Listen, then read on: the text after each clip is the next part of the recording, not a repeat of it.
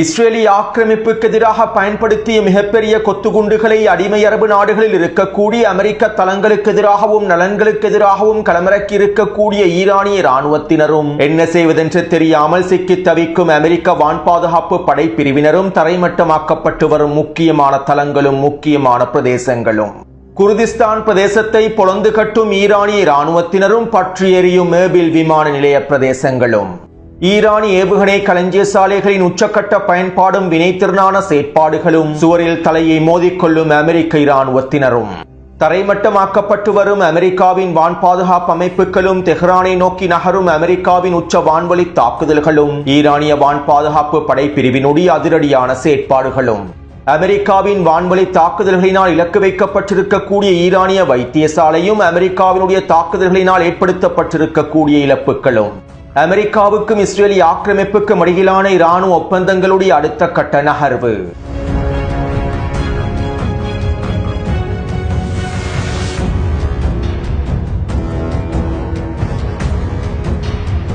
அமெரிக்காவுக்கும் இஸ்ரேலிய ஆக்கிரமிப்புக்கும் இடையிலான ஆயுத பரிமாற்றம் தொடர்பாகவும் இராணுவ உதவிகள் தொடர்பாகவும் முன்னைய காணொளிகளில் தெளிவாக குறிப்பிட்டுள்ளேன். ஒவ்வொரு வருடமும் இஸ்ரேலிய ஆக்கிரமிப்புக்கு தேவையான இராணுவ உதவிகளையும் ஆயுதங்களையும் அமெரிக்கா தொடர்ச்சியாக வழங்கி வருகின்றது. குறைந்தது 3 தொடக்கம் 5 பில்லியன் டாலர்கள் வரையிலான ஆயுத உதவிகளை அமெரிக்கா ஒவ்வொரு வருடமும் தொடர்ச்சியாக இஸ்ரேலிய ஆக்கிரமிப்புக்கு வழங்கி வருகின்றது.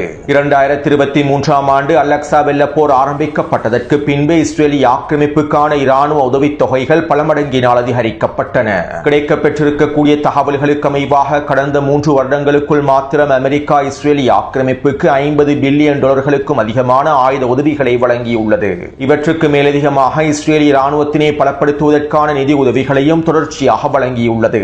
அது மட்டுமல்லாமல் அமெரிக்கா இஸ்ரேலிய ஆக்கிரமிப்பு நிலத்திடர்களுக்கும் தேவையான பணத்தை வழங்கி வருகின்றது. இஸ்ரேலிய ஆக்கிரமிப்பில் இருக்கக்கூடிய யூதர்களை மேம்படுத்துவதற்காகவும் யூத கொள்கைகளை விரிவுபடுத்துவதற்காகவும் இன்னும் பல வேலை திட்டங்களை மேற்கொள்வதற்காகவும் அமெரிக்கா அதிகளவான பில்லியன் டாலர்களை இஸ்ரேலிய ஆக்கிரமிப்புக்கு வழங்குகின்றது. அமெரிக்க மக்களுடைய வரிப்பணமும் அடிமை அரபு நாடுகளினால் அமெரிக்காவிலே மேற்கொள்ளப்படுகின்ற முதலீடுகளின் மூலமாக கிடைக்கக்கூடிய லாபத்தின் மூலமாகவுமே அமெரிக்கா இஸ்ரேலிய ஆக்கிரமிப்புக்கு தேவையான அதிகளவான உதவிகளையும் ஆயுத உதவிகளையும் இராணுவ உதவிகளையும் வழங்குகின்றது. இப்படியான நிலைமையிலேயே அமெரிக்கா இஸ்ரேலுக்கான ஆயுத மற்றும் இராணுவ உதவிகளை முழுமையாக நிறுத்திவிட வேண்டும் என்றும் இந்த உதவிகளின் பெரும் பகுதியை முழுமையாக நிறுத்திவிட வேண்டும் என்றும் அமெரிக்க செனட் சபையில் மசோதாக்கள் முன்வைக்கப்பட்டிருந்தன. ஜனநாயக கட்சியை சேர்ந்த பிரதிநிதிகள் மூலமாகவே இந்த மசோதா முன்வைக்கப்பட்டிருந்தது. மேலும் நேற்றைய தினம் குறித்த மசோதாவுக்கான வாக்கெடுப்புகளும் நடைபெற்றிருந்தன.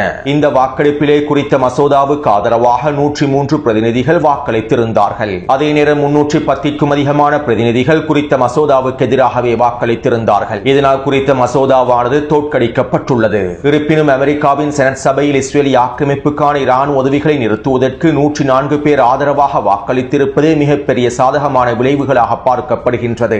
இது அமெரிக்க அரசியல் களத்தில் ஏற்பட்டிருக்கக்கூடிய மாற்றமாக அமெரிக்க இராணுவ ஆய்வாளர்கள் தெரிவித்துள்ளார்கள். இந்த நிலைமை நீடிக்குமாக இருந்தால் வருகின்ற நவம்பர் மாதம் தேர்தலுக்கு பின்பு அமெரிக்க அரசியல் களத்திலே இஸ்ரேலுக்கு எதிரான மிகப்பெரிய தாக்கம் ஏற்படுத்தப்பட்டுவிடும் என பல ஆய்வாளர்களும் கருத்துக்களை வெளியிட்டுள்ளார்கள். அதே நேரம் அமெரிக்க அரசியல் களத்தில் இஸ்ரேலின் செல்வாக்கை தக்க வைத்துக் கொள்வதற்காக இஸ்ரேலிய லொபியான ஆபெக் தற்போது பல பில்லியன் டாலர்களையும் முதலீடு செய்து வருகின்றது. அமெரிக்காவில் இருக்கக்கூடிய மிகப்பெரிய யூத வியாபாரிகள் இதற்கான முதலீடுகளை மேற்கொண்டு வருகின்றார்கள். அமெரிக்காவின் களத்திலே இஸ்ரேலுக்கு சார்பான அனைத்து நிலைப்பாடுகளையும் தீர்மானங்களையும் எடுப்பதற்கான வேலை திட்டங்களையும் தற்போது இஸ்ரேல் மேற்கொண்டு வருகின்றது. அத்தோடு இஸ்ரேலுக்கான அமெரிக்காவினுடைய இராணுவ உதவி என்கின்ற நிலையானது எதிர்காலத்திலே பாதிக்கப்படும் என்பதன் காரணத்தினால் நெட்டன்யாஹு அவசரமாக அமெரிக்காவுக்கும் இஸ்ரேலுக்கும் இடையிலான உறவுகளை இராணுவ கூட்டணியாக மாற்றுவதற்கான முன்மொழிவுகளை முன்வைத்துள்ளார். அதாவது அமெரிக்காவுக்கும் இஸ்ரேலுக்கும் இடையிலான இராணுவ உதவிகள் என்கின்ற நிலைமை மாற்றப்பட்டு அமெரிக்காவினுடைய பரஸ்பர கூட்டணியாக இஸ்ரேல் மாற்றி அமைக்கப்பட வேண்டும் என புதிய முன்மொழிவுகளை நெட்டன்யாஹு முன்வைத்துள்ளார். தற்போது ஆயுதங்களுக்காகவும் இராணுவ உதவிகளுக்காகவும் அமெரிக்கா பல பில்லியன் டாலர்களை இஸ்ரேல் ஆக்கிரமிப்புக்கு வழங்குகின்றது. இந்த பணத்தை பயன்படுத்தி இஸ்ரேலிய ஆக்கிரமிப்பு அமெரிக்காவிலே ஆயுதங்களை கொள்வனவு செய்கின்றது. இதனால் இஸ்ரேலிய ஆக்கிரமிப்பு அமெரிக்காவின் ஆயுத உற்பத்தியிலேயே தங்கியிருக்க வேண்டும். ஆனால் தற்போது நெட்டன்யாஹு கொண்டு வந்திருக்கக்கூடிய புதிய முன்மொழிவானது இஸ்ரேலிய ஆக்கிரமிப்பினுடைய நிலைமைகளை முழுமையாக மாற்றிவிடும். அதாவது அமெரிக்காவுக்கும் இஸ்ரேலிய ஆக்கிரமிப்புக்கும் இடையிலே உதவி என்கின்ற பெயரில் இராணுவ உதவிகளை மேற்கொள்ளாமல் பரஸ்பர கூட்டாண்மையாக மாறுவதற்கான வேலை திட்டங்கள் மேற்கொள்ளப்பட்டுள்ளன. இந்த முன்மொழிவுகள் நிறைவேற்றப்பட்டால் அமெரிக்க அமெரிக்காவுக்கும் இஸ்ரேலுக்கும் இடையிலே இவை தொடர்பான ஒப்பந்தங்கள் நடைமுறைப்படுத்தப்பட்டால் அதற்கு பிறகு அமெரிக்கா இஸ்ரேலிய ஆக்கிரமிப்புக்கு ஆயுத மற்றும் இராணுவ நிதி உதவிகளை வழங்க தேவையில்லை. அமெரிக்காவினுடைய ஆயுத உற்பத்தி நிறுவனங்கள் இஸ்ரேலிய ஆக்கிரமிப்பிலேயே அமைக்கப்படும். இஸ்ரேலிய ஆக்கிரமிப்புக்கு தேவையான ஆயுதங்களும் இராணுவ உதவிகளையும் இஸ்ரேலிய ஆக்கிரமிப்பு நிலத்திலேயே உற்பத்தி செய்வார்கள். இதன் மூலமாக இஸ்ரேலிய ஆக்கிரமிப்பு அதற்கு தேவையான நேரத்தில் தேவையான விதத்தில் அனைத்து விதமான ஆயுதங்களையும் அனைத்து விதமான இராணுவ தளவாடங்களையும் இலகுவாக பெற்றுக் கொள்ளும். மேலும் அமெரிக்க அரசியல் களத்தில் ஏற்படக்கூடிய அழுத்தங்களையும் இதன் மூலமாக சமாளித்து விட முடியும். இதற்கமைவாகவே தற்போது நெட்டன்யாஹு இவை தொடர்பான முன்மொழிவு ஒன்றை முன்வைத்து அவசரமாக ஒப்பந்தத்தை முடிக்கப் போகின்றார். இந்த வார இறுதியில் நெட்டன்யாஹு அமெரிக்காவுக்கு விஜயம் செய்கின்றார். மேலும் இதன்போது டொனால்ட் ட்ரம்போடு குறித்த முன்மொழிவு தொடர்பான விவாதங்களை மேற்கொண்டு அவசரமாக அமெரிக்காவுக்கும் இஸ்ரேலுக்கும் இடையிலே ஒப்பந்தங்கள் கைச்சாத்திடப்பட போவதாகவும் இஸ்ரேலிய ஆக்கிரமிப்பு ஊடகங்கள் மூலமாக தகவல்கள் வெளியாகியுள்ளன. இந்த ஒப்பந்தத்தின் மூலமாக இஸ்ரேலின் இராணுவ திறன்கள் பல மடங்கினால் வீரியம் அடையும் என்றும் இஸ்ரேலுக்கு தேவையான அதிகளவான ஆயுத உற்பத்திகளை இலகுவாக மேற்கொண்டுவிட முடியும் என்றும் இஸ்ரேலிய இராணுவ ஆய்வாளர்கள் தெரிவித்துள்ளார்கள். அதேபோன்று நெட்டன்யாஹு இந்தியாவோடும் சில ஆயுத உடன்படிக்கைகளை அவசரமாக மேற்கொள்ளப் போகின்றார். அதாவது இஸ்ரேலிய ஆக்கிரமிப்பினுடைய ஐண்டோம் அமைப்புகளும் ஐண்டோம் அமைப்புகளிலே பயன்படுத்தக்கூடிய அதிகளவான ஏவுகணைகளும் ஜெர்மனியிலேயே உற்பத்தி செய்யப்படுகின்றன.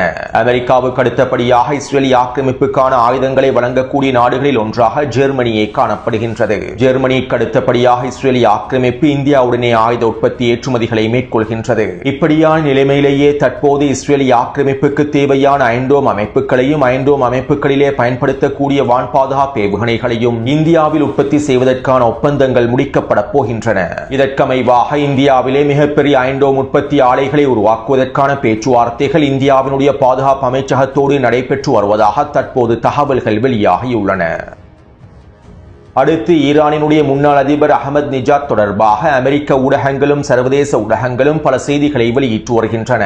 ஈரானுக்குள்ளே ஆட்சி மாற்றத்தை ஏற்படுத்தி புதிய ஜனாதிபதியாக மீண்டும் அகமது நிஜாதை தெரிவு செய்வதற்காகவே மொசாட் வேலை திட்டங்களை மேற்கொண்டிருந்ததாகவும் மொசாடினுடைய மிக முக்கியமான புள்ளியாக அகமது நிஜாத் செயற்படுத்தப்பட்டதாகவும் அமெரிக்க ஊடகங்கள் செய்திகளில் குறிப்பிட்டிருந்தன. என்னுடைய முன்னைய காணொலிகளில் இவை தொடர்பாக பலரும் கேள்விகளை எழுப்பியிருந்தீர்கள். உண்மையில் ஈரானினுடைய முன்னாள் ஜனாதிபதி அகமது நிஜாத் அவர்கள் மொசாடினுடைய உளவாளியாக பயன்படுத்தப்படவில்லை. ஈரானுக்குள்ளே ஆட்சி மாற்றத்தை ஏற்படுத்துவதற்காக அவர் எந்த விதமான சூழ்ச்சி திட்டங்களையும் மேற்கொள்ளவில்லை. ஈரானினுடைய உச்ச தலைவர் மறைந்த தியாகி இமாம் அலி கமேனி அவர்களுடைய இறுதிச் சடங்கிலும் அவர் கலந்து கொண்டிருந்தார். தற்போது நடைபெற்ற ஈரானிய அரசாங்கத்தின் பல நிகழ்வுகளிலும் அவர் வெளிப்படையாகவே கலந்து கொண்டிருந்தார். மேலும் இஸ்ரேலிய ஆக்கிரமிப்பும் அமெரிக்காவும் இவ்வாறு போலி பிரச்சாரங்களை வளமையாக மேற்கொண்டு வருகின்றார்கள். ஈரானுக்கு எதிரான 12 நாள் போருக்கு பின்பு ஈரானின் குதுஸ் படை பிரிவினுடைய தளபதியாக செயற்பட்ட இஸ்மாயில் கானி அவர்கள் மொசாடினுடைய மிக முக்கியமான உளவாளியாக பயன்படுத்தப்பட்டதாகவும் அவரை வைத்து தான் அனைத்து தளபதிகளை படுகொலை செய்வதற்காக இஸ்ரேல் திட்டமிட்டிருந்ததாகவும் இஸ்ரேலிய ஊடகங்களும் அமெரிக்க ஊடகங்களும் செய்திகளை வெளியிட்டிருந்தன.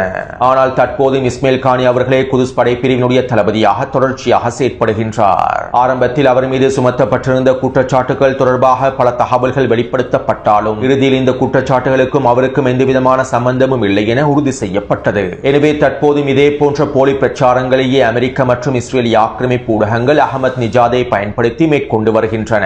இவ்வாறு அமெரிக்காவும் இஸ்ரேலிய ஆக்கிரமிப்பும் இந்த போலி பிரச்சாரங்களை மேற்கொள்வதற்கு பின்னால் பல சூழ்ச்சி திட்டங்களும் காணப்படுகின்றன. அதாவது ஈரானிய களத்திற்குள்ளே மறைந்திருக்கக்கூடிய மொசாட் மற்றும் அமெரிக்க உளவாளிகளுக்கு சிக்கல்கள் ஏற்படும் சந்தர்ப்பத்தில் இந்த உளவாளிகளை பாதுகாப்பதற்காக அமெரிக்க மற்றும் இஸ்ரேலிய ஆக்கிரமிப்பு ஊடகங்களினால் வேண்டுமென்றே போலி பிரச்சாரங்கள் மேற்கொள்ளப்படுகின்றன. இந்த போலி பிரச்சாரங்கள் அனைத்தும் திசை திருப்புவதற்காக மேற்கொள்ளப்படக்கூடிய பிரச்சாரங்களாகும். ஈரானிய களத்திற்குள்ளே இன்னும் ரகசியமாக மறைந்திருந்து செயற்படக்கூடிய சில முக்கியமான உளவாளிகளை பாதுகாப்பதற்காகவே அமெரிக்காவும் இஸ்ரேலிய ஆக்கிரமிப்பு உளவு பிரிவும் இவ்வாறு திட்டமிட்டு போலி பிரச்சாரங்களை திசை திருப்புவதற்காக மேற்கொள்கின்றன. அடுத்து கடந்த 5 நாட்களுக்கு மேலாக ஈரான் மேற்கொண்டு வரக்கூடிய தாக்குதல்களினால் ஏற்பட்டிருக்கக்கூடிய விளைவுகள் தொடர்பான செயற்கைக்கோள் புகைப்படங்கள் தொடர்ச்சியாக வெளியிடப்பட்டு வருகின்றன. இந்த செயற்கைக்கோள் புகைப்படங்கள் அமெரிக்க தளங்களில் ஏற்படுத்தப்பட்டிருக்கக்கூடிய இழப்புகளை தற்போது உறுதிப்படுத்தி வருகின்றன. இதற்கமைவாக ஜோர்டானில் இருக்கக்கூடிய கிங் ஃபைசல் இராணுவ கட்டளை தளத்தில் மிகப்பெரிய சேதங்கள் ஏற்படுத்தப்பட்டிருப்பது உறுதி செய்யப்பட்டுள்ளது. ஈரானினுடைய தொடர்ச்சியான ஏவுகணை மற்றும் ட்ரோன் தாக்குதல்களினால் கிங் ஃபைசல் இராணுவ கட்டளை தளத்தில் 10க்கும் அதிகமான வெடிப்புகள் வெடிப்புகள் உறுதி செய்யப்பட்டுள்ளன. இதிலே அமெரிக்க சிப்பாய்களும் அதிகாரிகளும் தங்கியிருக்கக்கூடிய 5க்கும் அதிகமான வளாகங்கள் முழுமையாக தரைமட்டமாக்கப்பட்டுள்ளன. அதே போன்று 2 ஏவுகணை சேமிப்பு களஞ்சிய சாலைகளும் அளிக்கப்பட்டுள்ளன. மேலும் 2 அமெரிக்க MQ-9 ட்ரோன்கள் நிலைநிறுத்தப்பட்டிருக்கக்கூடிய பகுதிகளும் தரைமட்டமாக்கப்பட்டுள்ளன. அதே போன்று ஜோர்டானின் பிரின்ஸ் ஹசன் விமான கட்டளை தளத்தில் 8 வெடிப்புகள் உறுதி செய்யப்பட்டுள்ளன. பிரின்ஸ் ஹசன் விமான கட்டளை தளத்திலே அமெரிக்க அதிகாரிகள் தங்கியிருக்கக்கூடிய 4க்கும் அதிகமான புள்ளிகள் அளிக்கப்பட்டுள்ளன. இந்த தாக்குதல்களினால் நிச்சயமாக பல அமெரிக்க அதிகாரிகளும் சிப்பாய்களும் கொல்லப்பட்டிருக்கலாம் என்றும் தெரிவிக்கப்படுகின்றது. அதே போன்று பிரின்ஸ் ஹசன் விமான கட்டளை தளத்திலே ஹெலிகாப்டர்கள் நிலைநிறுத்தப்பட்டிருக்கக்கூடிய பிரதேசத்தை இலக்கு வைத்தும் தாக்குதல்கள் பதிவாகியுள்ளன. இதனால் குறைந்தது 3 ஹெலிகாப்டர்களாவது அளிக்கப்பட்டிருக்கலாம் என தெரிவிக்கப்படுகின்றது. அதே போன்று குறித்த ராணுவ கட்டளை தளத்தில் இருக்கக்கூடிய ஏவுகணை களஞ்சிய சாலை ஒன்று முழுமையாக தரைமட்டமாக்கப்பட்டிருப்பது உறுதி செய்யப்பட்டுள்ளது.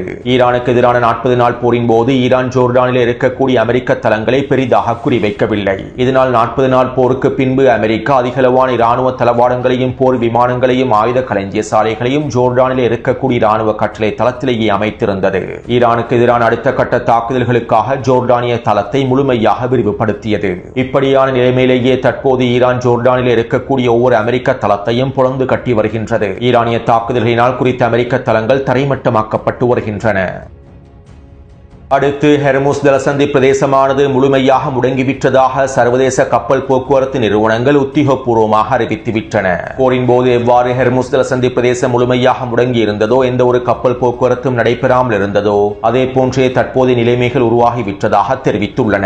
மேலும் ஓமானுக்கு அருகாமையில் உருவாக்கப்பட்டிருக்கக்கூடிய புதிய வழித்தடத்தை பயன்படுத்தி அமெரிக்க இராணுவத்தினுடைய உதவியை பெற்றுக்கொண்டு கப்பல்கள் நகர்வதற்கு பயப்படுவதாகவும், அமெரிக்கா உருவாக்கியிருக்கக்கூடிய வழித்தடத்தை அமெரிக்க நிறுவனங்களுக்கு சொந்தமான சரக்கு கப்பல்கள் எண்ணெய் கப்பல்களுமே பயன்படுத்துவதிலிருந்து பின்வாங்கி இருப்பதாகவும் சர்வதேச கப்பல் போக்குவரத்து நிறுவனங்கள் தெரிவித்துள்ளன. அதாவது அமெரிக்க நிறுவனங்களுக்கு சொந்தமான எண்ணெய் கப்பல்களும் சரக்கு கப்பல்களும் அமெரிக்க இராணுவத்தினுடைய கட்டளைகளுக்கு அடிபணிந்து ஓமானுக்கு அருகாமையில் இருக்கக்கூடிய வழித்தடத்தை பயன்படுத்துவதற்கு பயப்படுகின்றார்கள். அவர்களுடைய அமெரிக்க இராணுவத்தின் மீது இருக்கக்கூடிய நம்பிக்கையையே அவர்கள் இழந்து விட்டார்கள். மேலும் அமெரிக்கா கூறக்கூடிய பாதையினூடாக ஹெர்முஸ் ஜலசந்தி பிரதேசத்தை கடப்பதற்கு முயற்சி செய்தால் எங்களுடைய கப்பல்களை இலக்கு வைத்து தாக்குதல்களை ஈரான் மேற்கொண்டுவிடும், எங்களுடைய கப்பல்கள் முழுமையாக மூழ்கடிக்கப்பட்டுவிடும் என்கின்ற பயத்தின் காரணமாகவே அமெரிக்க நிறுவனங்களுக்கு சொந்தமான கப்பல்களும் தற்போது ஹெர்முஸ் ஜலசந்தி பிரதேசத்தில் இருந்து பின்வாங்கியுள்ளன. உண்மையில் இது அமெரிக்க இராணுவத்திற்கு ஏற்பட்டிருக்கக்கூடிய மிகப்பெரிய தோல்வியாகும். அவர்களுடைய கௌரவத்திற்கு ஏற்பட்டிருக்கக்கூடிய மிகப்பெரிய இழப்பாகும்.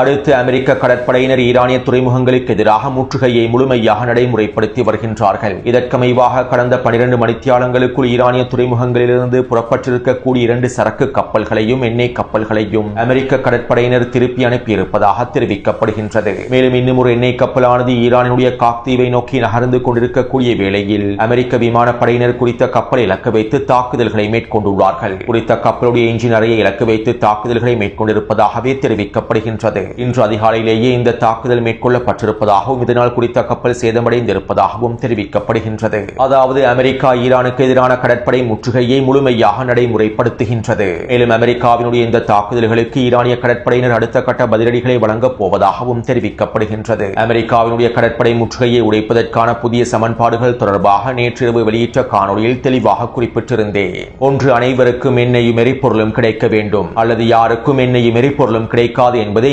ஈரானினுடைய புதிய சமன்பாடாகும். இதற்கமைவாகவே தற்போது மத்திய கிழக்கு பிராந்தியத்தில் இருக்கக்கூடிய எண்ணெய் விநியோகத்தையும் ஏற்றுமதியையும் முடக்குவதற்கான அடுத்த கட்ட தாக்குதல்களையும் ஈரான் ஆரம்பிக்கப் போகின்றது. அடுத்து நேற்றிரவு ஈரானினுடைய பாராளுமன்ற சபாநாயகர் முகமது கலிபாஃப் அவர்கள் விசேட அறிவிப்பொன்றை வெளியிட்டிருந்தார். தற்போது போரினுடைய தீ மூட்டப்படுவதனால் ஈரானிய மக்களிடையே பதற்றங்கள் அதிகரித்து வருகின்றன.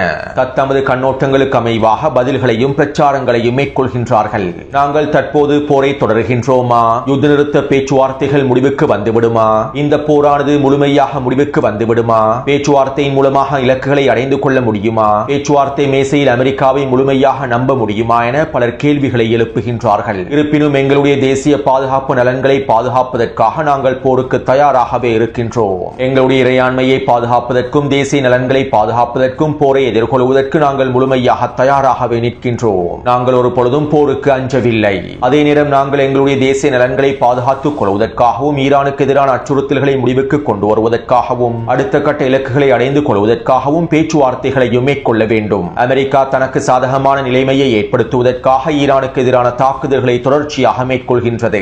இந்த நிலைமையானது தற்போதைய அமெரிக்க ஜனாதிபதியுடன் மாத்திரம் நின்றுவிடப் போவதில்லை. எனவே போராக இருந்தாலும் பேச்சுவார்த்தையாக இருந்தாலும் எங்களுடைய நீண்ட கால தேசிய பாதுகாப்பு நலன்களை அடிப்படையாக கொண்டிருக்க வேண்டும். எங்களுடைய சொந்த திறன்களை கட்டமைத்து எங்களுடைய பலத்தை பல மடங்கினால் அதிகரிப்பதனை தவிர எங்களுக்கு வேறு வழி இல்லை. ஒரு புரிந்துணர்வு ஒப்பந்தத்தில் இருக்கக்கூடிய நிபந்தனைகள் முழுமையாக செயற்படுத்தப்படும் போதுதான் குறித்த புரிந்துணர்வு ஒப்பந்தமானது அர்த்தமுள்ள ஒப்பந்தமாக மாறும். கண்ணுக்கு கண் என்கின்ற கொள்கைகளுக்கு அடிப்படையில் குறித்த புரிந்துணர்வு ஒப்பந்தத்தினால் எந்தவிதமான நன்மைகளையும் ஈரான் இஸ்லாமிய குடியரசு பெற்றுக் கொள்ளாதாக இருந்தால் அவ்வாறானது ஒரு ஒப்பந்தத்தை தொடர்ச்சியாக கடைபிடிப்பதில் எந்தவிதமான பயனும் இல்லை. மேலும் எங்களுடைய ஆயுதப்படைகள் எதிரியை எதிர்கொள்வதற்கு முழுமையாகவும் சுதந்திரமாகவும் செயற்படுகின்றன.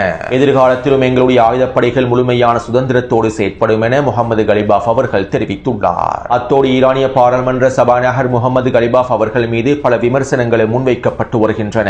தற்போதைய நிலைமையில் போரை விரிவுபடுத்தாமல் மீண்டும் பேச்சுவார்த்தைகளை மேற்கொள்வதற்கான வேலை திட்டங்களையே முகமது கலிபாஃப் அவர்கள் மேற்கொள்வதாகவும் இதற்கான காய் நகர்த்தல்களையே அவர் மேற்கொள்வதாகவும் பல விமர்சனங்கள் ஈரானிய அரசியல் களத்திலே முன்வைக்கப்பட்டு வருகின்றன. அவர் முன்னாள் IRGC தளபதியாக செயற்பட்டாலும் தற்போது மசூத் பதஷ்கியானுடைய அரசாங்கத்திற்கு ஆதரவாக செயற்படுவதாகவே குற்றச்சாட்டுகளும் விமர்சனங்களும் தொடர்ச்சியாக முன்வைக்கப்பட்டு வருகின்றன. மேலும் இவை தொடர்பான இன்னும் சில முக்கியமான தகவல்களை அடுத்த காணொளியில் பதிவிடுகின்றேன். அடுத்து நள்ளிரவு வேளையில் அமெரிக்கா ஈரானுக்கு எதிரான தாக்குதல்களை மேற்கொண்டிருந்தது. நள்ளிரவிலிருந்து இன்று காலை வரையில் அமெரிக்கா ஈரானுக்குள்ளே கிட்டத்தட்ட 35க்கும் அதிகமான வான்வழி தாக்குதல்களை மேற்கொண்டிருந்தது. ஈரானுடைய கடற்கரை பிரதேசங்களை இலக்கு வைத்தும் கடற்கரை பிரதேசங்களில் இருக்கக்கூடிய வான் பாதுகாப்பு அமைப்புகளை இலக்கு வைத்தும் இராணுவ கட்டளை தளங்களையும் களஞ்சிய சாலைகளை இலக்கு வைத்துமே இந்த தாக்குதல்கள் மேற்கொள்ளப்பட்டிருந்தன. அதே நேரம் ஈரானின் மேற்கு பகுதியான அஹவாஸ் பிரதேசத்தில் இருக்கக்கூடிய சிறிய வைத்தியசாலை ஒன்றை இலக்கு வைத்தும் அமெரிக்கா தாக்குதல்களை மேற்கொண்டிருந்தது. இதனால் குறித்த வைத்தியசாலை இழப்புகள் ஏற்படுத்தப்பட்டிருப்பதாகவும் பலர் இனப்படுகொலை செய்யப்பட்டிருப்பதாகவும் தெரிவிக்கப்படுகின்றது. அத்தோடு இன்று அதிகாலை மேற்கு ஈரானுடைய குரமதாபாத்திலே இருக்கக்கூடிய மிக முக்கியமான ஈரானின் ஏவுகணை களஞ்சிய சாலையான இமாம் அலி ஏவுகணை களஞ்சிய சாலையை இலக்கு வைத்தும் அமெரிக்கா உச்ச தாக்குதல்களை மேற்கொண்டிருந்தது. குறித்த வரைபடத்திலே சிவப்பு நிறத்தினால் காண்பிக்கப்பட்டிருக்கக்கூடிய குரமதாபாத் பிரதேசத்திலேயே இந்த மிகப்பெரிய இமாம் அலி ஏவுகணை களஞ்சிய சாலை காணப்படுகின்றது. 12 நாள் போரின் போதும் கடந்த 40 நாள் போரின் போதும் அமெரிக்கா குறித்த ஏவுகணை களஞ்சிய சாலையை இலக்கு வைத்து உச்ச தாக்குதல்களை மேற்கொண்டிருந்தது. இருப்பினும் இந்த ஏவுகணை களஞ்சிய சாலையை அமெரிக்காவினால் அழிக்கவே முடியவில்லை. ஏனென்றால் மலைத்தொடர்களை இணைத்து உருவாக்கப்பட்டிருக்கக்கூடிய குறித்த ஏவுகணை களஞ்சிய சாலையின் நுழைவாயில்களை இலக்கு வைத்து மாத்திரமே அமெரிக்காவினால் தாக்குதல்களை மேற்கொள்ள முடியும். மேலும் இந்த நுழைவாயில்களை 12 மணித்தியாலங்களுக்குள் ஈரானிய இராணுவத்தினர் முழுமையாக சரி செய்து விடுவார்கள். இப்படியான நிலைமையிலேயே அதிகாலை வேளையில் அமெரிக்கா உச்ச தாக்குதல்களை மேற்கொண்டிருந்தது. அமெரிக்கா இந்த தாக்குதல்களை மேற்கொண்டதற்கு பின்பும் ஈரானிய இராணுவத்தினர் குறித்த ஏவுகணை தளத்தை பயன்படுத்தி குட்டி அடிமைகளுக்கு எதிரான ஏவுகணை தாக்குதல்களை அதிரடியாக ஆரம்பித்திருந்தார்கள். அதாவது அமெரிக்க போர் விமானங்கள் குறித்த ஏவுகணை தளத்திற்கு எதிராக எவ்வளவு உச்ச தாக்குதல்களை மேற்கொண்டாலும் குறித்த ஏவுகணை தளத்தை முழுமையாக அழிக்க முடியாது என்பதே யதார்த்தமான உண்மையாகும். அத்தோடு ஈரானின் மேற்கு பிரதேசத்தில் இருக்கக்கூடிய இமாம் அலி ஏவுகணை தளமானது தற்போதும் தொடர்ச்சியாக செயற்படுவது ஈரானினுடைய ஒட்டுமொத்த ஏவுகணை திறன்களும் களஞ்சிய சாலைகளும் முழுமையாக செயற்படுவதனை உறுதிப்படுத்தியுள்ளது. அத்தோடு கடந்த 4 நாட்களுக்கு மேலாக ஈரானின் கடற்கரை பிரதேசங்களை இலக்கு வைத்து தாக்குதல்களை மேற்கொண்டு வந்த அமெரிக்கா நள்ளிரவிலிருந்து தெஹ்ரானுக்கு அருகாமையில் இருக்கக்கூடிய தெஹ்ரானுடைய மேற்கு பிரதேசத்தை இலக்கு வைத்தும் உச்ச தாக்குதல்களை மேற்கொள்வதற்கு ஆரம்பித்துள்ளது. அதாவது படிப்படியாக கடற்கரை பிரதேசங்களிலிருந்து ஈரானுடைய தலைநகரான தெஹ்ரானை நோக்கி அமெரிக்காவினுடைய வான்வழி தாக்குதல்கள் நகர்கின்றன. மேலும் நள்ளிரவு வேளையில் அமெரிக்கா தெஹ்ரானினுடைய மேற்கு பிரதேசத்தை இலக்கு வைத்து மேற்கொண்டிருந்த தாக்குதல்களில் 99% தாக்குதல்களை ஈரானிய வான் பாதுகாப்பு படையினர் முழுமையாக சுட்டு வீழ்த்தியுள்ளார்கள். இவை தொடர்பான காணொளிகளை நான் டெலிகிராம் சேனலில் பதிவிட்டுள்ளேன். மேலும் அமெரிக்காவினுடைய 2 MQ-9 ட்ரோன்களையும் சுட்டு வீழ்த்தி இருப்பதாக தெரிவிக்கப்படுகின்றது. அத்தோடு நேற்றிரவிலிருந்து ஈரான் குட்டி அடிமைகளான குவைத்தையும் பஹ்ரைனையும் ஜோர்டானையும் இலக்கு வைத்து தொடர்ச்சியான தாக்குதல்களை மேற்கொண்டு வருகின்றது. இதற்கமைவாக குவைற்றில் இருக்கக்கூடிய முன்கூட்டி எச்சரிக்கைகளை வழங்கக்கூடிய 4 ராடர் கருவிகளை முழுமையாக தரைமட்டமாக்கியுள்ளது. அதே போன்று ஈரானிய தாக்குதலினால் பஹ்ரைனிலே 3க்கும் அதிகமான வெடிப்புகள் பதிவாகி இருந்தன. ஜோர்டானிலே இருக்கக்கூடிய அமெரிக்க ராணுவ கட்டளை தளத்தில் 4 வெடிப்புகள் பதிவாகி இருந்தன. அத்தோடு இந்த தாக்குதல்களை தொடர்ந்து நேற்றிரவு ஈரான் குர்திஸ்தான் பிரதேசத்தை இலக்கு வைத்து உச்சேவுகணை தாக்குதல்களையும் ட்ரோன் தாக்குதல்களையும் மேற்கொண்டிருந்தது. நேற்றைக்கு முன்தினம் ஈரான் பஹ்ரைனில் இருக்கக்கூடிய அமெரிக்க தளங்களுக்கு எதிராக கொத்துகுண்டு ஏவுகணைகளை களமிறக்கி இருந்தது. இதனால் ஒரே நேரத்தில் அமெரிக்க தளங்களிலே 30க்கும் அதிகமான வெடிப்புகள் பதிவாகி இருந்தன. மேலும் இவற்றை சுட்டு வீழ்த்துவதற்கும் அமெரிக்க வான் பாதுகாப்பு படைகளினால் முடியவில்லை. இதன் விளைவாக ஏற்படுத்தப்பட்டிருக்கக்கூடிய இழப்புகளும் அதிகமாகவே இருந்தன. இப்படியான நிலைமையிலேயே நேற்றிரவு குர்திஸ்தானின் தலைநகரான ஏபில் பிரதேசத்தில் இருக்கக்கூடிய விமான நிலையத்தை இலக்கு வைத்து உச்ச கொத்துகுண்டு தாக்குதல்களை ஈரான் மேற்கொண்டிருந்தது. மேலும் இந்த தாக்குதலினால் ஏபில் விமான நிலையத்திலே பல வெடிப்புகள் பதிவாகி இருந்தன. குறித்த விமான நிலையத்திலே அமெரிக்காவின் மிகப்பெரிய விமான கட்டளை தளம் அமைந்துள்ளது. இந்த விமான கட்டளை தளத்திலே குறைந்தது 25க்கும் அதிகமான வெடிப்புகள் பதிவாக இருந்ததாக தெரிவிக்கப்படுகின்றது. மேலும் இந்த தாக்குதல்கள் தொடர்பான காணொலிகளை டெலிகிராம் சேனலில் பதிவிட்டுள்ளேன். அதாவது இஸ்ரேலிய ஆக்கிரமிப்புக்கு எதிராகவே ஈரான் அதிகளவான கொத்துகுண்டு தாக்குதல்களை பயன்படுத்தி வந்தது. தற்போது அடிமை அரபு நாடுகளில் இருக்கக்கூடிய அமெரிக்க தளங்களுக்கு எதிராகவும் கிளஸ்டர் ஏவுகணைகளை கொத்துகுண்டுகளை ஈரான் பயன்படுத்த ஆரம்பித்து விட்டது. மேலும் இது அமெரிக்க இராணுவத்திற்கு மிகப்பெரிய சிக்கல்களையும் ஏற்படுத்தியுள்ளது. 40 நாள் போரின் போது ஈரான் அமெரிக்க தளங்களுக்கு எதிராக இந்த கிளஸ்டர் ஏவுகணை தாக்குதல்களை மேற்கொள்ளவில்லை. இதனால் கிளஸ்டர் ஏவுகணைகளை சுட்டு வீழ்த்துவதற்கான வான் பாதுகாப்பு அமைப்புகளை அமெரிக்க தளங்களில் பெரிதாக நிறுவவில்லை. இப்படியான நிலைமையிலேயே ஈரான் தாக்குதல் திட்டங்களை மாற்றி அமைத்து இந்த கொத்துகுண்டுகளை கிளஸ்டர் ஏவுகணைகளை அமெரிக்க தளங்களுக்கு எதிராக பயன்படுத்துவதற்கு தற்போது ஆரம்பித்துள்ளது. இதனால் அமெரிக்க வான் பாதுகாப்பு படையினரும் அமெரிக்க வான் பாதுகாப்பு அமைப்புகளும் பெரும்பாலும் செயலிழந்து விட்டன. பஹ்ரைனில் எவ்வாறு அமெரிக்க பெட்ரியோட் வான் பாதுகாப்பு அமைப்பானது கொத்துகுண்டுகளை சுட்டு வீழ்த்த முடியாமல் தட்டு தடுமாறி நின்றதோ அதே போன்ற ஏபில் பிரதேசத்திலும் அமெரிக்க பெட்ரியோட் வான் பாதுகாப்பு அமைப்புகள் செயலிழந்திருந்தன. இதன் விளைவாக அமெரிக்க தளத்திலே தாக்குதல்கள் வீரியமடைந்திருந்ததாகவும் இழப்புகள் அதிகரித்திருந்ததாகவும் தெரிவிக்கப்படுகின்றது. எனவே இந்த காணொலி தொடர்பான கருத்துக்களை பதிவிடுங்கள். அடுத்த காணொலியை விரைவாக பதிவிடுகின்றேன். தொடர்ந்தும் என்னுடன் இணைந்திருங்கள். நன்றி.